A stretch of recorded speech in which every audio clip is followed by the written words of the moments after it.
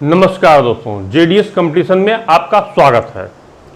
आज कल हमने कवर किया था 18वीं सदी का भारत, जिसमें हमने देखा था कि भारत छोटे छोटे राज्यों में विभक्त था, कोई केंद्रीय सत्ता नहीं थी। अब एक प्रकार से विदेशी शक्ति इधर आने के लिए लालायित हो उठी थी। इसी क्रम में हम आज हम चैप्टर 3 लेके चलते हैं, ब्रिटिश साम्राज्य का उदय और विस्तार। अब हम देखते हैं कि 18वीं शताब्दी में के आसपास ही यूरोप के कई देश जैसे ब्रिटेन, हॉलैंड, डेनमार्क, पुर्तगाल, ये सब भारत में व्यापार की तरफ आकर्षित होने लगे। अब भारत में ये किस टाइप का व्यापार करते हैं? सूती वस्त्र, मसाला, सोरा इत्यादि। सोरा से बारूद बनता है, नील, ये सब चीजों का यहां से निर्यात करते, भारत से निर्यात करते थे यूरोप की तरफ। अब हम एक और बात यहां देखते हैं कि ये सब कंपनियां भारत में आकर, इंडिया का मैप हमने बना लिया है, ये सब कंपनियां भारत की कोस्टल एरिया ये है, यहां पर अपनी फैक्ट्री स्थापित करने लगी। फैक्ट्री मतलब फैक्टर्स मतलब अधिकारी वर्ग, अधिकारी यानी जो उस फैक्ट्री में काम करते थे। और ये फैक्ट्रियां कभी कभी किलेबंद भी हुआ करती थी। क्यों? क्योंकि कोई प्रतिद्वंदी उस पर हमला न करने पाए। ये फैक्ट्री का मतलब हुआ। 18वीं शताब्दी के प्रारंभ में जो अंग्रेज और फ्रांसीसी थे, ये बाकी देशों जो देश थे, पुर्तगाल थे और हॉलैंड थे, इन सबको, डेनमार्क थे, इन सबको यहां से खदेड़ दिया भारत से। अब भारत में दो प्रमुख शक्तियां बची, एक अंग्रेज, दूसरा फ्रांसीसी। अब इन दोनों का आपस में प्रभुसत्ता के लिए संघर्ष होता है। फिर अब एक और बात खास बताएं, दक्षिण पूर्व में यहां पर अंग्रेज फ्रांसीसियों का प्रधान कार्यालय था पांडिचेरी में। यह स्थान है पांडिचेरी। उसी के जस्ट नीचे आप जाएंगे यहां पर, तो यहां पर है फोर्ट सेंट जॉर्ज, जो मद्रास में पड़ता था। और वो अंग्रेजों का एक फैक्ट्री हुआ करती थी। और अंग्रेजों की दूसरी एक फैक्ट्री यहां पर है, फोर्ट विलियम, जो कि कलकत्ता में पड़ती है।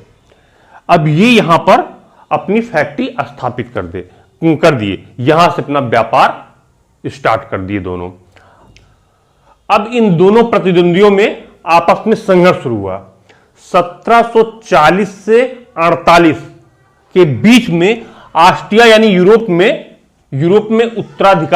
ऑस्ट्रिया में उत्तराधिकार का युद्ध शुरू हुआ। अब यहां और इंडिया में कर्नाटक का युद्ध हुआ। कर्नाटक का युद्ध 1740 से 48, यानी यूरोप में हो रहा है ऑस्ट्रिया के उत्तराधिकार का युद्ध। वहां पर अंग्रेज और फ्रांसीसी दोनों प्रतिद्वंदी थे, और उस प्रतिद्वंदिता का परिणाम यह हुआ, यहां भी ये दोनों प्रतिद्वंदी हुए, और यहां पर यह हुआ कर्नाटक का युद्ध। अब इस कर्नाटक के युद्ध में फोर्ट सेंट जॉर्ज, जो यहां पास में, जो कि अंग्रेजों का है, फ्रांसीसियों ने जमकर लूटा। इसी समय कर्नाटक के नवाब ने एक छोटी सी सेना भेजी, जो कि फ्रांसीसियों से हार गई। कर्नाटक के नवाब की बड़ी सेना थी, फ्रांसीसियों की छोटी सेना थी। कर्नाटक के नवाब ने अपनी सेना भेजी, जो कि फ्रांसीसियों से हार गई। फ्रांसीसियों की छोटी सेना थी। अब इससे यह सिद्ध होता है, अगर कोई सेना नियमित है, अनुशासित है, तो वो युद्ध जीत सकती है। यानी फ्रांसीसी यहां पर जीत गए। अब क्या हुआ? अंग्रेज और फ्रांसीसी यहां पर इंडिया में आमने सामने हो गए। 1748 में यह उत्तराधिकार युद्ध, जो यहां पर यूरोप में था, ऑस्ट्रिया में था, वो समाप्त होता है। अब फिर यहां भी सहमत बनी, तो फ्रांसीसियों ने अंग्रेजों को फोर्ट सेंट जॉर्ज लौटा दिया। अब वहां पर नवाब बनाने की, कर्नाटक का नवाब बनाने की बात आई, तो इसने, फ्रांसीसियों ने किसी दूसरे को चाहा और अंग्रेजों ने किसी दूसरे को चाहा। फ्रांसीसियों ने चांद साहब को चाहा और इन्होंने मोहम्मद अली को, अंग्रेजों ने मोहम्मद अली को चाहा। यहां भी झगड़ा होने लगा। फिर अंततोगत्वा अंग्रेज अपनी बात मनवाने में कामयाब हो गए और ये मोहम्मद अली कर्नाटक का नवाब बना। इस समय डुप्ले पांडिचेरी का मुख्य कार्यकारी अधिकारी था। अब जब इसकी हार हो गई तो ये वापस बुला लिया गया। यहीं पर फ्रांसीसियों की कंप्लीट पराजय हो जाती है भारत से। अब भारत में एकमात्र शक्ति अंग्रेज रह गए। अब ये अंग्रेज अपना विस्तार करने की कोशिश करने लगे। अब अंग्रेज एकमात्र यूरोपीय शक्ति भारत में रह गए। यहां पर अब उनका पूरा जितने फ्रांसीसी उपनिवेश थे वो सब अंग्रेजों के कब्जे में आ गए, सारे स्थल। अब इन अंग्रेजों ने बंगाल पर अपना पूरा ध्यान लगाया। बंगाल में उस समय था अलीवर्दी खां। अलीवर्दी खां की मृत्यु के पश्चात सिराजुद्दौला, जो उसी के खानदान का था, वो वहां का बंगाल का नवाब बना। सिराजुद्दौला से अंग्रेजों का वो हो गया, झगड़ा हो गया। तो अंग्रेजों ने एक फूट डालो राज करो की नीति अपनाई कि देखा कि सिराजुद्दौला से कौन कौन लोग असंतुष्ट हैं। तो उसमें एक परिवार उन्हीं के नजदीकी था मीर जाफर, एक था वहां का बंगाल का जगत सेठ। ये दोनों उनसे असंतुष्ट थे, उनको अपने में मिला लिया। अब एक षड्यंत्र करने लगे। अब आगे होता है प्लासी का युद्ध 1757 में। 1757 में प्लासी का युद्ध होता है। प्लासी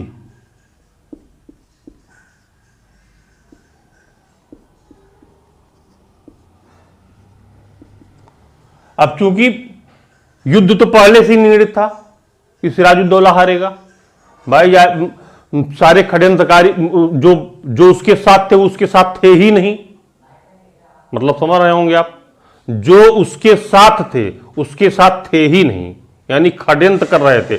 बस शरीर से उनके साथ थे, दिमाग से अंग्रेजों के साथ थे। तो वो 1757 में अंग्रेजों ने प्लासी के युद्ध में सिराजुद्दौला को परास्त कर दिया।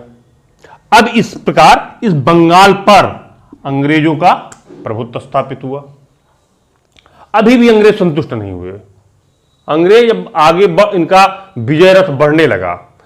फिर इससे उनको जो पूर्ति चाहिए वो मिल नहीं पा रही थी। फिर इन्होंने 1764 में 1764 बक्सर का युद्ध लड़ा। बक्सर का युद्ध लड़ा। ये अवध का नवाब, दिल्ली का शाह आलम से, इन सबसे मिलकर ये बक्सर का युद्ध लड़ा गया।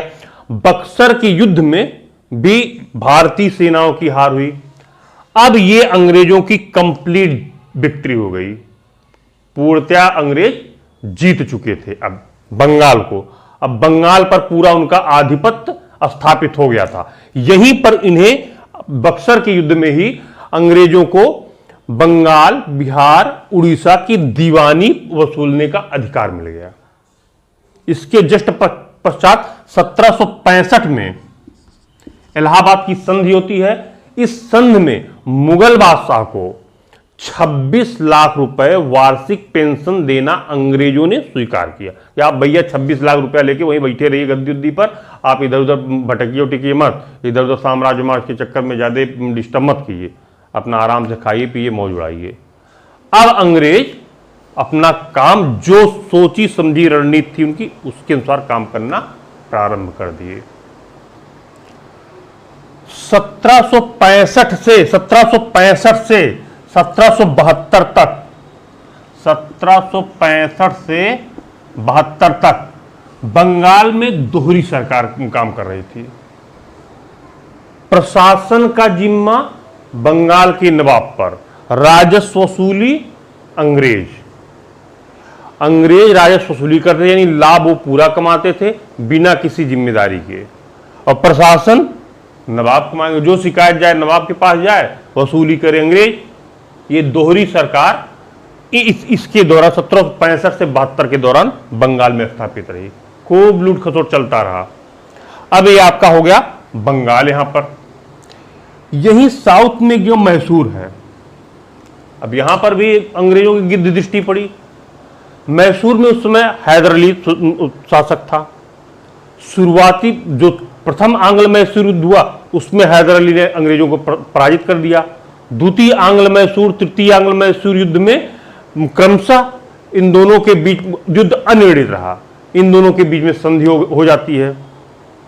हाँ, द्वितीय आंग्ल मैसूर युद्ध में हैदर अली मारा जाता है तो उसका पुत्र टीपू सुल्तान गद्दी पर बैठता है। फिर तृतीय आंग्ल मैसूर युद्ध में टीपू सुल्तान नेतृत्व करता है, अंग्रेजों से टक्कर देता है और एक संधि के द्वारा वो भी अनिर्णित हो जाता है। चौथे आंग्ल मैसूर युद्ध में फाइनली मैसूर की पराजय होती है। उस समय बेलेजली भारत का गवर्नर जनरल था 1799 में। फिर यहां से मैसूर को भी उसमें अपने ब्रिटिश साम्राज्य में मिला लिया गया। अब दक्षिण में ही यहां पर महाराष्ट्र के किनारे मराठा भी थे, ये भी बहुत चुनौती दे रहे थे अंग्रेजों को, मुगलों को इन्होंने खूब चुनौती दिया था, अंग्रेजों को भी देंगे, जाहिर सी बात है, ये ना आने पाए, ना हमारे राज्य कब्जा करने पाए। अंग्रेज और मराठों के बीच भी 3 युद्ध हुए।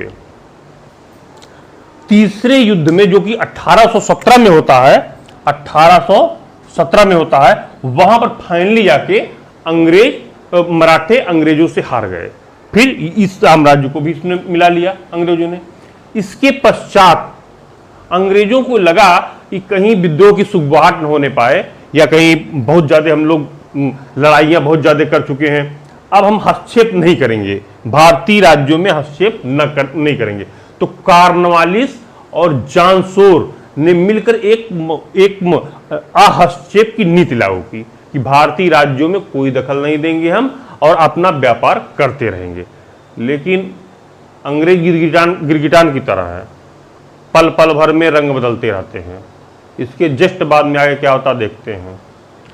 अभी हमने बताया वो हस्तक्षेप की नीति, उन्होंने एक नई टेक्नोलॉजी लाई थी, उसी के जस्ट बाद में बेलेजली भारत में गवर्नर जनरल बन के आता 1798 से लेकर 1809, 1798 से 1809। अब देखिए ये का सब गुफा छोड़ते हैं। बेलेजली ने कहा कि हस्तक्षेप भाई ठीक नहीं है, ये नीति गड़बड़ मामला है, हम सहायक संधि करेंगे सभी राज्यों से। सहायक संधि बेलेजली यहां लिख देते हैं भाई, बेलेजली सहायक संधि।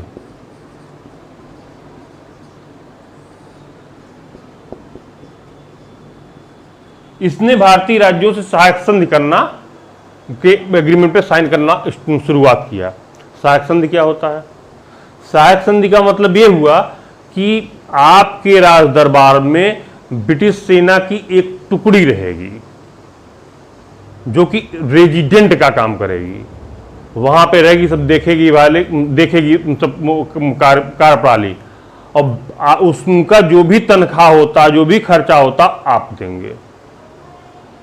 उनको बड़ा गजब की नीति थी भाई, रेजिडेंट रखेंगे आप और खर्चा देंगे हम, काहे देंगे? ये अंग्रेजों की नीति थी। अंग्रेज शुरुआत से द ग्रेट, क्या शब्द इस्तेमाल किए जाने दीजिए, सहायक संधि किया। बहुत से भारतीय राज्यों के साथ उन्होंने सहायक संधि किया। अब इस पर भी एक और महान शासक आ गए, इनके बहुत बड़े सूरमा, उन्होंने कहा नहीं भाई सहायक संधि से काम नहीं चलेगा, कुछ और किया जाए। आपका आगे करेंगे। लॉर्ड डलहौजी नाम सुना होगा आपने, उन्होंने कहा कि सहायक संधि जाने दो, पूरा राज्यों में मिला लेते हैं, डॉक्ट्रिन ऑफ लैप्स। उन्होंने एक नई नीति दिया, डॉक्ट्रिन ऑफ लैप्स। डलहौजी यहां नाम लिख देते, कहां गया दूर तक, डलहौजी विलय की नीति, विलय की नीति। डलहौजी ने विलय की नीति स्टार्ट कर दिया। तमाम कारण बता के कहना है भी इनकी क्या प्रशासन नहीं सही, ये तो डिस्टर्ब करेंगे, इनको विलय करो, उनको विलय करो, उनको विलय करो। सब जितने भारतीय राज्य थे धीरे धीरे विलय करना उसने शुरू कर दिया। सतारा, नागपुर, झांसी, इसी क्रम में विलय भी किया उसने। अब ये पूरा इन सबकी नीतियां जो जो गवर्नर जनरल बन के आए इंडिया में, वो अपनी अलग अलग नीति, लेकिन ध्यान देने योग्य बात है इसमें, बहुत माइन्यूट ऑब्जर्वेशन आप करेंगे तो पाएंगे। सहायक संधि से पहले हस्तक्षेप की नीति थी, हस्तक्षेप नीति, उसके बाद सहायक संधि आई, उसके बाद विलय की नीति आई। एकदम रणनीतिक रूप से, क्रमोत्तर रूप से बढ़ते चले गए कि अच्छा हम थोड़ा सा इनका ये सामान ले लेते, देखें इनकी प्रतिक्रिया क्या होगी। भाई कुछ ज़्यादा प्रतिक्रिया, अच्छा और थोड़ा सा ले लेंगे तो इनकी प्रतिक्रिया क्या होगी, कुछ प्रतिक्रिया, और थोड़ा सा ले लेंगे तो क्या प्रतिक्रिया, ऐसे ऐसे करके ये धीरे धीरे करके पूरा हड़पना शुरू कर दी। ये पूरा अंग्रेज अब यहां तक 1865 तक भारत में पूरा अपना साम्राज्य फैला चुके थे। अब ज्यादातर भारत के भूभाग उनके कब्जे में आ चुके थे। यहां पर हम ये देखते हैं कि आखिर में अंग्रेज इतने सफल क्यों हुए भारत में। पहला तो कारण यही था कि उनकी जो टेक्निक थी फूट डालो राज करो की, हम सभी लोग आपस में अलग अलग थे, हम लोग संगठित नहीं थे। जैसा कि आपने बंगाल में देखा, बंगाल में उन्होंने थोड़ा सा स्क्रू टाइट किया, मीर जाफर और उसको दुर्लभ जगत सेठ को मिला लिया, बस बंगाल को भी ये कर गए। एक तो सबसे बड़ा कारण ये। दूसरा कारण इनकी टेक्नोलॉजी हमसे बेहतर थी हर मामले में। दूसरा कारण ये भी, ये ज्यादा एडवांस थे हम लोगों से ज्यादा, ये भी एक कारण था। इनकी सेना तोपखाना सब सुसज्जित थे, हम लोग उतने सुसज्जित नहीं थे।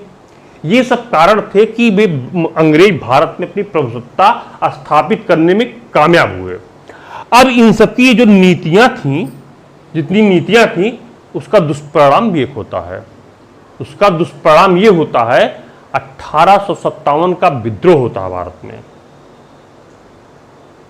जो इन्होंने नीतियां लागू की थी, उस नीतियों के द्वारा जनता में एक बहुत आक्रोश व्याप्त हुआ। यानी अब जनता धीरे धीरे समझने लगी कि नहीं भाई ये बहुत गड़बड़ कर रहा है, हमारे देश का दोहन कर। अब इनके अंदर एक राष्ट्रवाद टाइप में भावना आने लगी भारतीयों के मन में। तो वहीं पर 1857 का विद्रोह होता है। यहां तक आज का चैप्टर ब्रिटिश फिनिश होता है। इसके बाद कल अगले नेक्स्ट क्लास में हम बताएंगे ब्रिटिश साम्राज्य का उदय भी होता है यहां पर, और ब्रिटिश साम्राज्य का विस्तार भी हमने पूरा डिटेल में बता दिया। अब इसके अलावा कुछ इस चैप्टर में बताने के लिए नहीं है। अगले वीडियो में हम फिर नेक्स्ट चैप्टर की तरफ बढ़ते हैं। इससे फिर जुड़ा हुआ होगा नेक्स्ट चैप्टर। अगले वीडियो तक के लिए नमस्कार, धन्यवाद।